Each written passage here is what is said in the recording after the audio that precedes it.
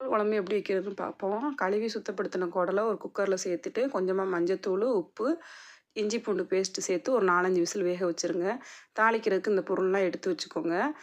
ஒரு கடாய் வச்சுட்டு ஒரு 4 ஸ்பூன் நல்லெண்ணெய் சேர்த்துட்டு அதில் அந்த பட்டை, கிராம்பு, அன்னாச்சி பூ, கல்பாசி எல்லாம் சேர்த்துட்டு நல்லா பொரிஞ்சு வரவும் கருவேப்பிலை, கொத்தமல்லி, சின்ன வெங்காயம், தக்காளி, கொஞ்சமாக உப்பு சேர்த்துட்டு அதை நல்லா வதக்குங்க. அது வதங்கி வரவும் சின்ன வெங்காய பேஸ்ட்டு, இஞ்சி பூண்டு பேஸ்ட்டு 2 ஸ்பூனு, 2 ஸ்பூன் குழம்பு மிளகாத்தூள், 1 ஸ்பூன் தனி மிளகாத்தூள் சேர்த்துட்டு நல்லா வதக்குங்க.